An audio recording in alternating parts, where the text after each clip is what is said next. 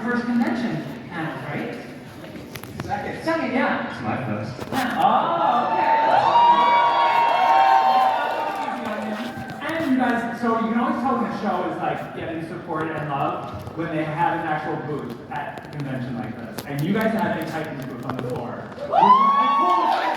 You guys got down that day, right? Oh yeah, we went down and we went deep into the Starlab experience. Yeah. And so, have you guys been to it? All right, so we also, before we kick off anything, we have a special announcement from a guest who couldn't make it today, but they put together a little clip for us. So let's run to Ashley.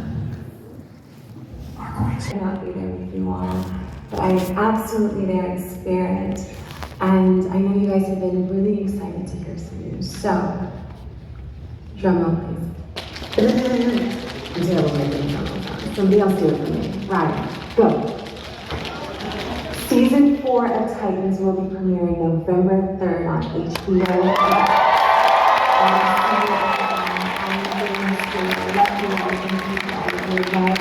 For all of these years, for myself and our cast and our incredible crew. We love making the show, and we hope that you love this next season. I think it's the best one yet.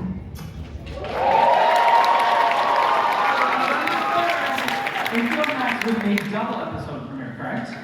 We are running 1 and 2 the same time. And also, Anna is so good. Anna is so great. So it was so nice to see her. And I was like, how nice is it to work with her? I just feel like she'd have great energy on set. She does. I mean, everything you see in the show is her. She has charisma just flowing out of her. You know, she's being praised for another project where her charisma is being, brought to the forefront and spotlights being shown on. So that's not English. But you get what I'm trying to say. We love Anna. She's phenomenal. Season 4, we actually come back to the gang, and I love calling them the gang because they're like, kids. They're in a pretty good place. They're actually, when we first see them, they're actually having fun, like normal fun. That won't last. I was gonna say, would you say though, Greg, would you say that they've kind of like gotten through the growing pains of forming a team? I would say as a family, yeah, they went through some dark stuff. They kind of whole goth experience. They exercised a lot of demons. And they launch into this kind of what's supposed to be an epic road trip. They start off with, a lot of, you're right, a lot of fun, a lot of family connective. They're really into each other. Conflicts among each other have kind of been smoothed out. So yeah, we start in a good space. And then obviously you said that won't last long, and it does not. But since we do now have a premiere date, do you have anything for us to look at? Well, I may have something. To say that, the idea was we were going to get in our RV that nobody really, I think Beast Boy wanted, Gar Logan wanted to get in the RV, but nobody else did. And then everybody else wanted to take the Bruce Wayne jet to get to San Francisco. So a long journey to head to San Francisco gets in. Now I wanted them to go to Vegas. I thought that would be a whole season in Vegas, but they ended up getting a call from a certain, figure in the DC universe that beckons to the city of Metropolis. So maybe we should run at least a little tease clip?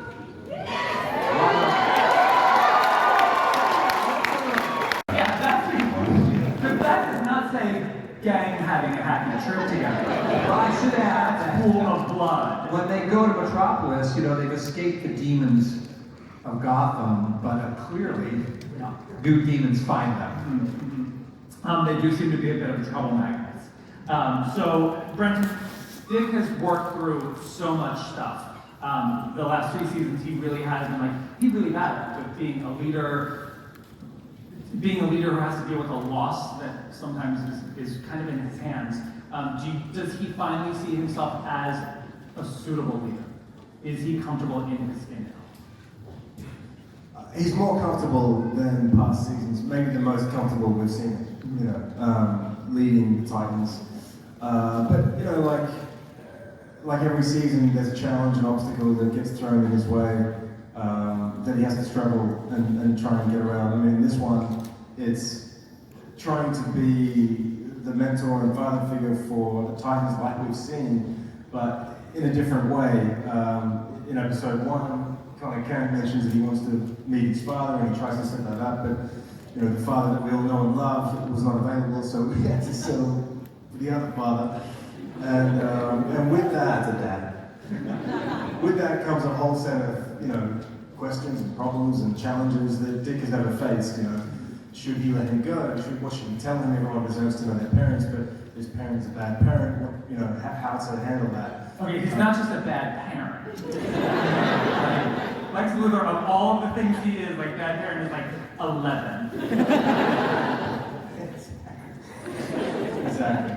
So yeah, so we see that in this season, and that storyline kind of carries throughout the whole season, and you know, that battle to try and get Connor to make the right decision for himself is one that I think Dick struggles with the most.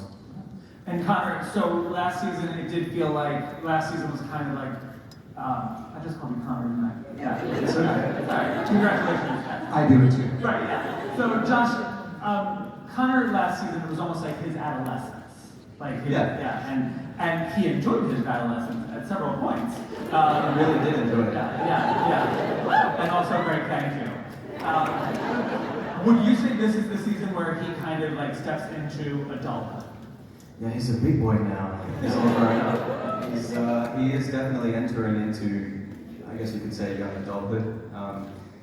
We've seen before, he's always struggling with who he is and who he wants to become, but now it's time to make some choices. Now it's time to make some decisions. It's time to really find out who this guy is. And there's so much there for him because the dad stuff is, we'll get to that, because that's super messed up. Literally super messed up. Brian, Gar, we've talked about this early on in the season, and he's always been the nicest one. Like, how do you Gar? I'm like having, like, I've done my job. Yeah. Gar has always been the happy one. If you left him alone, he was fine. You know, like he could busy himself and have a good time. But this season, it looks like they're kicking off something very disturbing. I think we're picking up where we just left off with his mental health and the state of his heart the last 3 seasons. And season 4 really dives into Gar reaching deeper within himself and finding himself through the pain, through the trauma, healing it, but there's work required for that. You know, you have to dive deeper into the pain. You have to question it. We'll see Gar kind of unravel for him to actually find himself. And that's about all I can say. There's say that he transforms. I'd say he evolves, yeah, he definitely evolves. With this transformative season for him, right? Yeah. And also, it feels like there's, the way it's introduced at least, there's some fun to be had in it also, because we have no idea what's going on with his powers. I don't think I understand what's going on with his powers.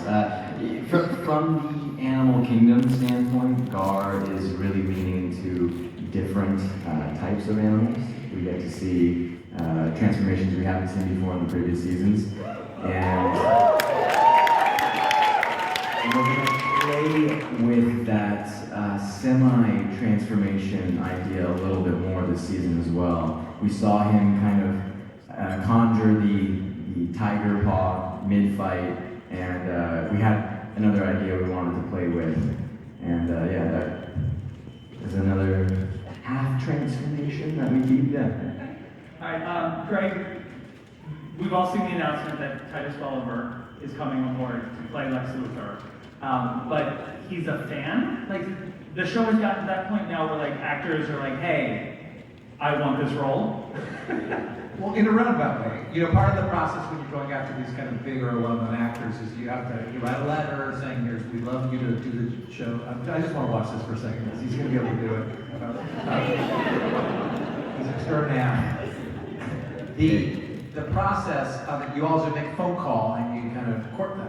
It's kind of like is that the Elizabethan wedding courting. And we made a phone call to him, and I was all expecting to sell him on what we're going to do with Lex's season, how it's going to be different from other Lexes, kind of going through the whole history of Lex and in both pictorial and visual representation. And then I get him at the very beginning, he's like, dude, no. I'm standing right next to my Wolfman Perez collection, and he starts taking me through every one of his comics. And then I stopped talking, and he talked for 35 minutes. How much he loved Titans, how he watched every episode, he could do all your work, he knew everything about the character. So I was just kind of like, at some point, maybe he's just going to hang up, and we got him. And like shortly after that, he was, of course, really wanted to do it, was really excited about it. We had a fantastic time. I mean, Josh worked with him a lot. All he was talking about backstage, but on set when we went shooting, was the new Batman movie and how bad we wanted to go see it. He's a deep, deep fan. Yeah, that was incredible. So, Josh, you got to work with him. I did. And Greg just said he's a different Lex Luthor than we've seen before. Less like we've never seen him before in live action. Can you give us at least a hint as to what he's like? Well, imagine this, but on a different man, and it's Titus Welliver. And that's probably about what you expect.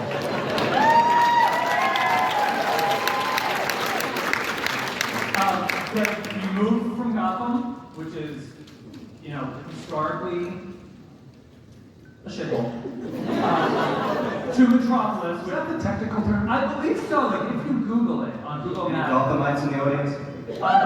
Metropolis is to all of us like it's bright and sunny and look at the sky, but what's your Metropolis like?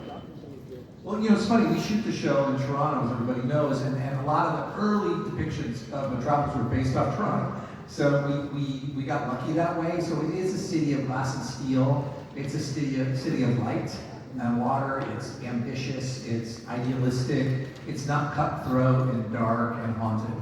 And until forces emerge to show that lurks under the surface. But until then, the Metropolis we show is one where it's directly opposite from Gotham. Okay, and there are some locations in Metropolis that you get to enjoy or use. Can you reveal any of them? Yeah, I mean, we are showing the Daily Planet. We have built the Lex Tower. And then, I think for those of you who've already been to the booth, you get a sense of it, but we do build Star Labs.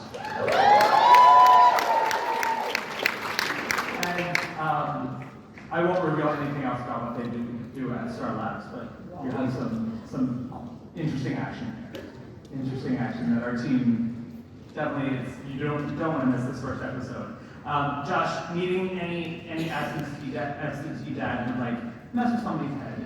But when you've been a genetic clone kept in storage basically for most of your adult life. Yeah, well, that's what we all have been. Right. Very common stories. What is this going to do to him when he meets this man? Because it is truly meeting the worst part of oneself. Oh yeah, it's gonna do things to him. It's gonna. Not only will it be impactful, I would say that it is probably one of the most significant and traumatic experiences of Connor's young life. The first time in his life. Do we have anything that we can look at? Oh, this isn't what I was just referencing, but yes, we do. Yeah, okay. So why don't we show them this, because they have been waiting all day for this now, so let's give them some more.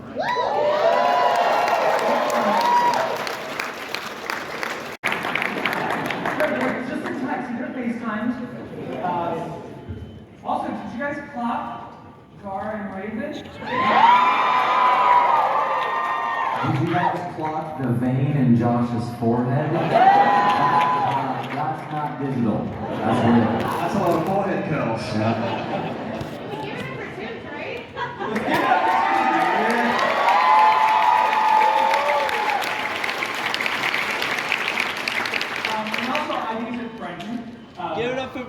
there is. What's going on with Dick and Starfire?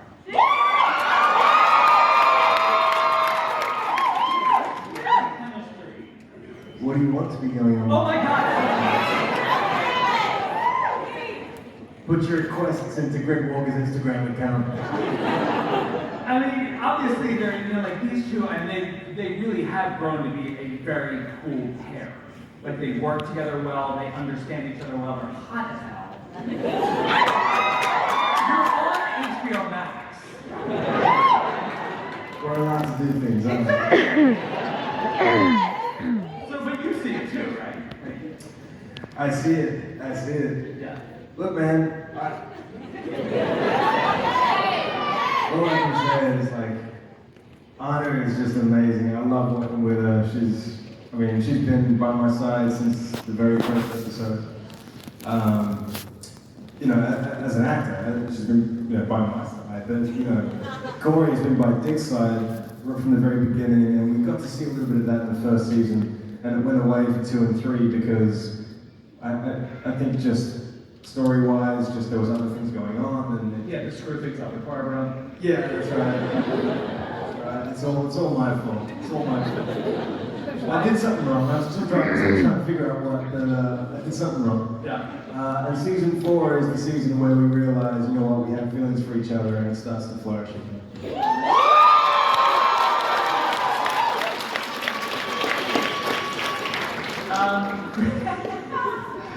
Greg, so we know a lot about some of the characters that are coming. You revealed Jinx this week.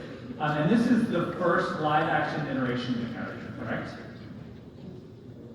I always look to Ryan whenever this stuff comes. Right, it is. Yep. Yeah. So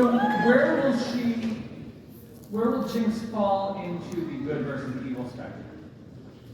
Neither one nor the other. She kind of bounces back. Was it chaotic neutral? Chaotic neutral, baby.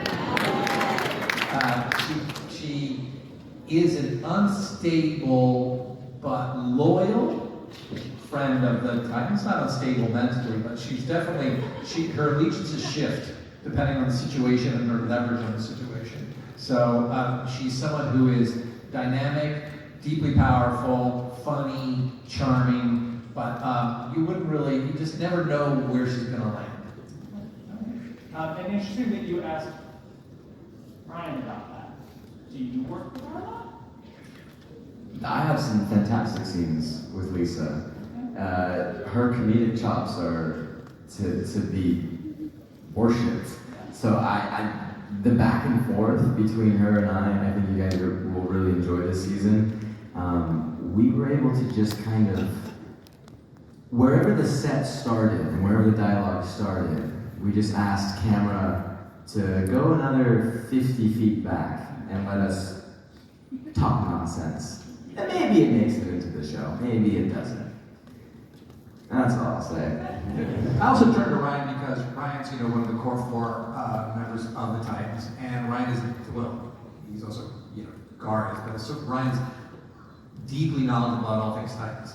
So there is always that, he thinks of the fans, he knows the fans from beginning to one, and he's also, a good friend. So it's always, if I don't know the answer, I know he does. So much better. And so you get most of the fun stuff.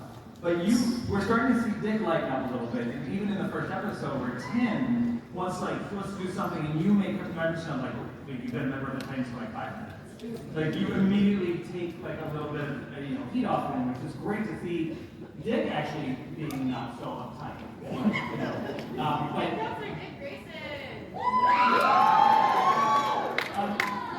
What can you preview as far as what he will be going through? You say that's our Dick Grayson? You like the comedic, funny version of Dick Grayson, right? You should have hired a comedic actor. Sorry. No, man, you're funny. You're my version of Dick Grayson, Brenton. Laugh at me. No, there is a bit more of that this season. Good. And what is Tim going to go through? And are there any other Robins you'd love to see come in? Carrie Kelly, Easter egg, Who do you want to see? What other Robins? So yeah, I'm not getting that goddamn Robin suit again, so it's not really. It's 2 or 3 or 4 or 5. How many are there? Miss Brown. All right, Josh, we talked about this before. You have the most comfortable costume. Let's clear the air about this. People keep telling me this, but not many people know the truth. There's a reason that t-shirt stays so tight and never gets wrinkly. And that reason is that, in fact, it is sewn to my underwear. So, in order to put that t-shirt on, I have to go through the bottom of a pair of underpants, put the whole thing on like a onesie, pull it down, button it up over another pair of underwear that I'm also wearing, and then pull the pants up over the top of that. So it's actually less comfortable than you might think. Never knew that. I didn't know that.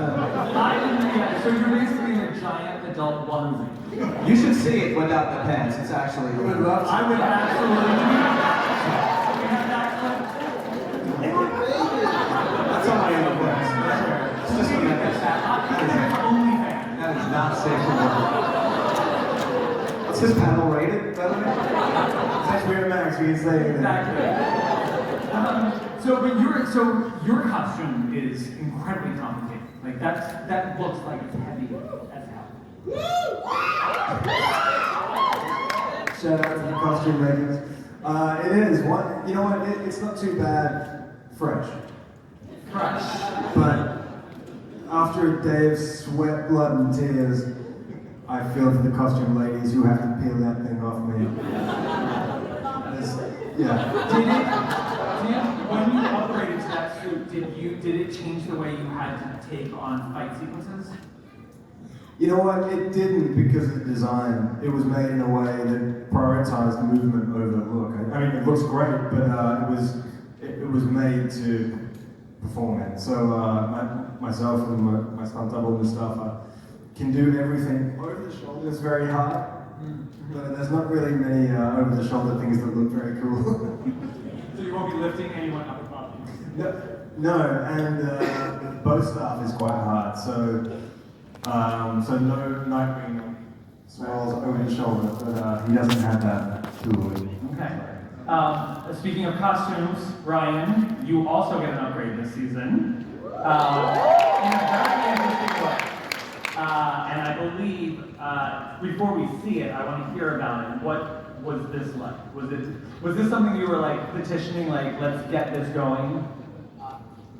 No, because the streetwear outfits are so comfortable, and I just, I see and smell the labors of super suits after 12, 14 hours. Sorry about that. No, it's not. Hey, I joined you. That super suit stank is something else. It's personal. It's be funny. Yeah. I will say this. LJ is an absolute master at what she does. The Super Suits team, every member of that team is so meticulous. Give up the Lawrence and Sharon.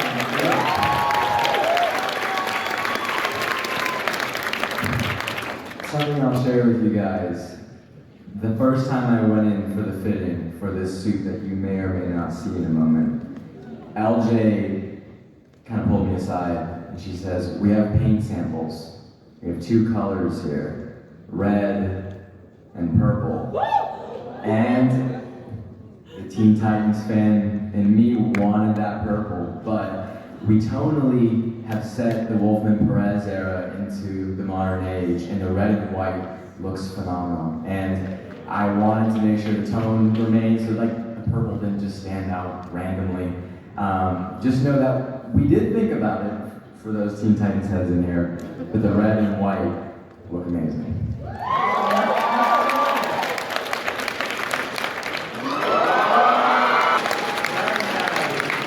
Those are my real abs. So how long does it take to get into this thing? And does it snap where Josh is?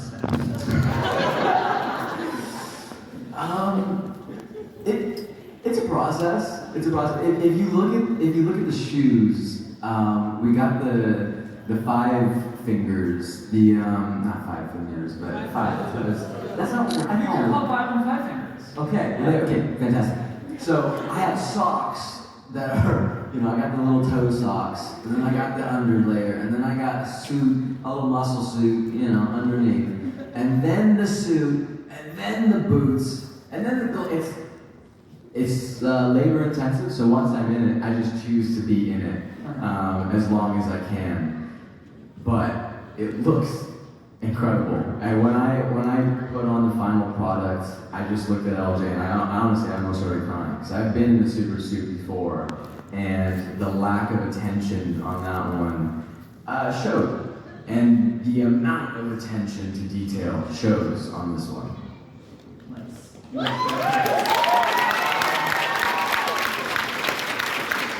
feel like Gar, of any of the team, would really enjoy Comic-Con. What? Yeah. Yeah. Who would he cosplay as? He goes crypto. And I just turn into the dog and goes crypto. Yeah. Wait, okay. How is the dog? How's working with the dog? He's good. Come on, Josh.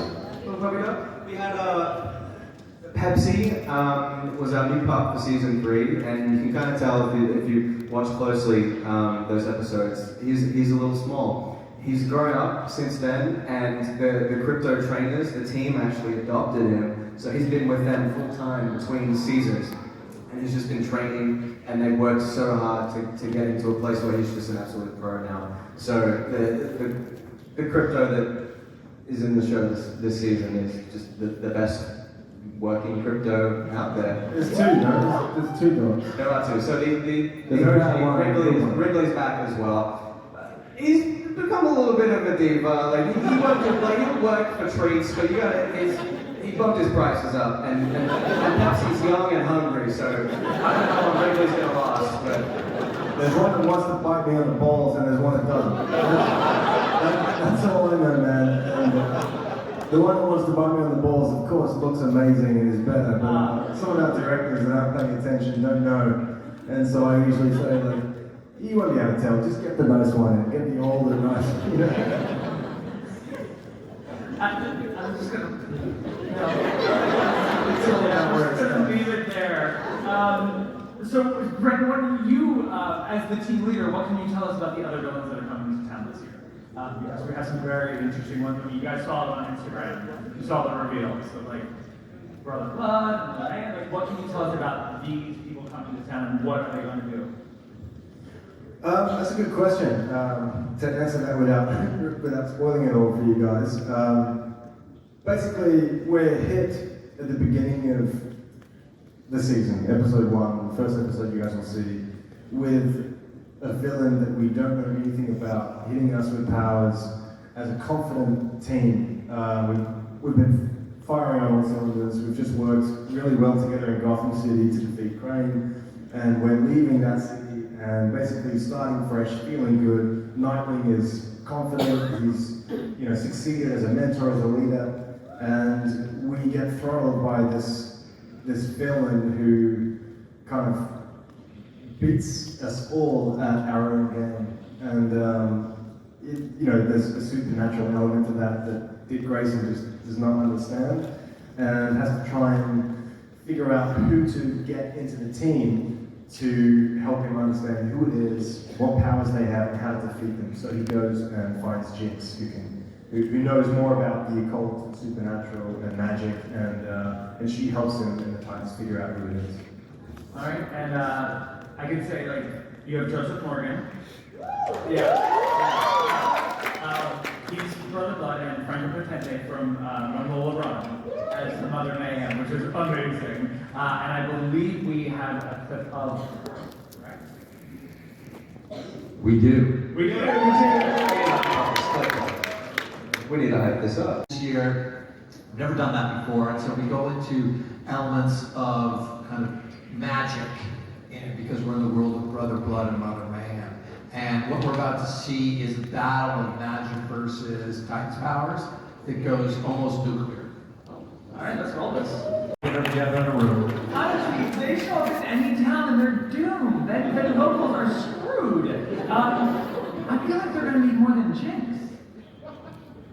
That's true. Thank you. Yeah. That was incredible. Yeah.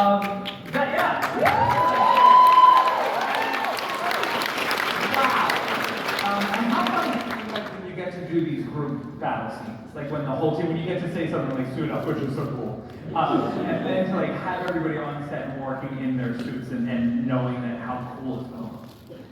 It's great. It's one of the reasons I, most look forward to in the show is fighting together. Seeing everyone suited up and kind of having that syncopated Titans on villain fight and just what's demanded of us choreography-wise and story-wise. I mean, that was a night shoot, so that was a little less exciting, but it was cool. A lot of visual effects, so we really have to be on the same page, right? Like if someone's throwing out some crazy power thing, and one of us is like on the floor, and the other one's like just taking a little hit. We kind of have to all work together to figure out what story we're telling. So yeah, it's cool. And how about you guys? It was very cold. Yeah. Yeah, so that's everything. The t-shirt, it's so easy, it must be nice. But then when it's 0 degrees out and we have multiple layers, this guy is just like off to the side, ass up. Okay. I had to tell my boss, stunt double Stefan, to take the jacket off because he had the bomber jacket on because he assumed that I would wear it in the scene. I was like, no, man, it's the gun show tonight. Yeah, it's a little chilly. Is it still cool to watch a clip like that and see you get that hero shot where you like walk forward and you like pop out the chest, or like you get to like pop open the post sticks and yeah, it's really cool. That is really cool. Yeah. I always wonder if the flourishes work. Like they're so hard to get right and not stumble or whatever when you stick. So I haven't seen that. Like that, it's good to see that it actually looks cool. Like I should do it more. I should do it more. Yeah. So, Greg, along the way, watching that, I'm thinking of other like great moments, great big battles of seasons past, and we've lost a lot of characters along the way. Did you want to get that? Anything we could see again? Any of the characters Who we lost along the way? Well, I mean, one of the great things about Titans that we kind of stumbled into by writing it is that death is not a permanent state on our show. You can live in different dimensions, and you may or may not come back. I think the only one that's gonna be hard is Hank, because that one's a lot of like a rebuild that I don't think I. What's that? Oh, I know. That's true. That's a little dark. Don't remind Connor of his failure. Distasteful.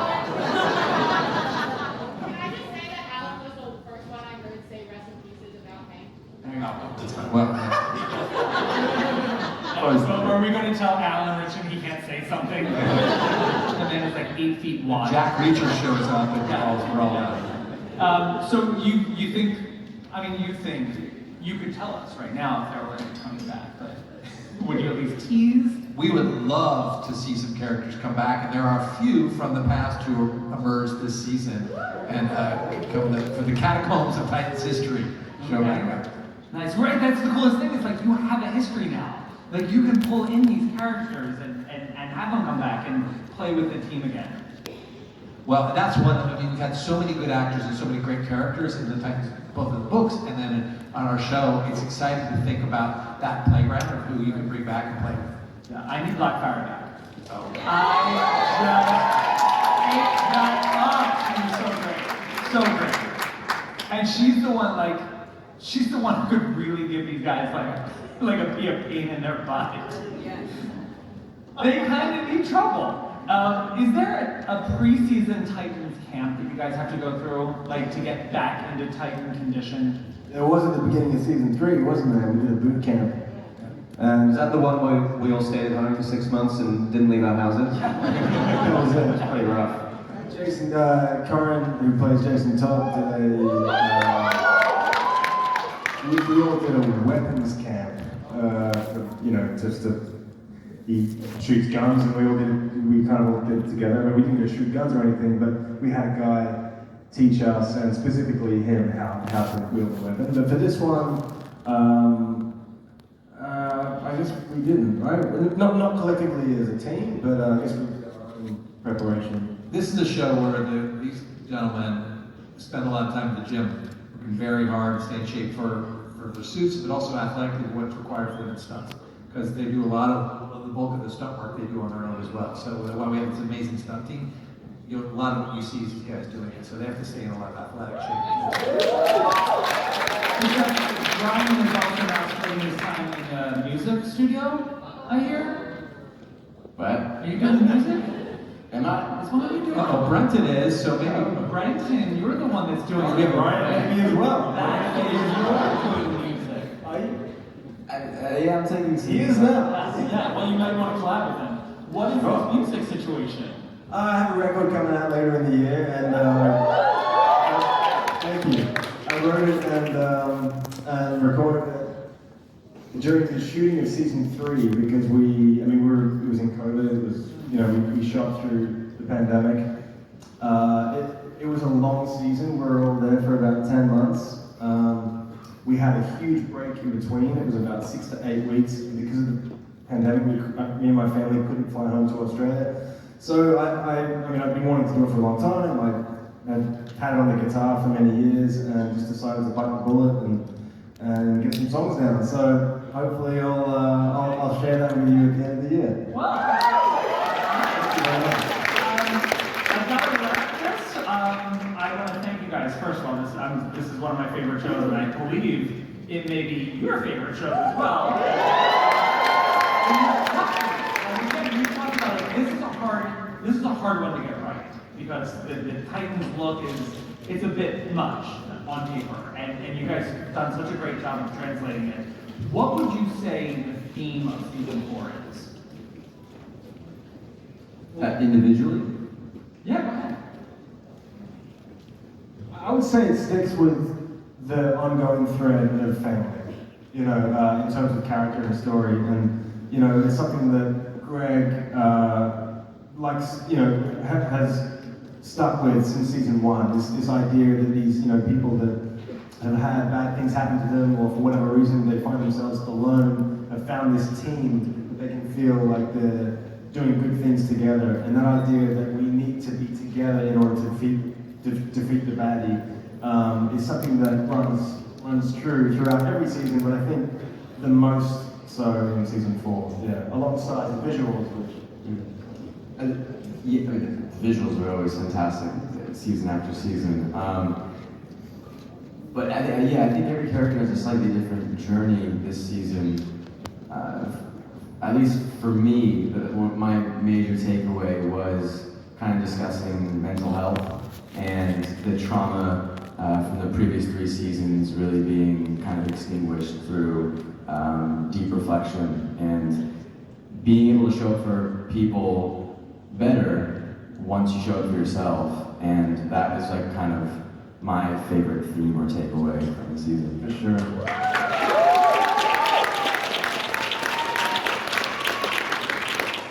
For me, it comes back to identity. Again, that's kind of the main story. That's Connor's story this season. It's about figuring out who he is and who he wants to be. We're going to wrap it up. A family doesn't go through a real crisis isn't a real family. And so our job as writers is to kind of give them really difficult stuff to play and characters who suffer and struggle and then become more and more real. So that's what I'm most excited about is the family story we're telling. All right, well, you guys, thank you so much.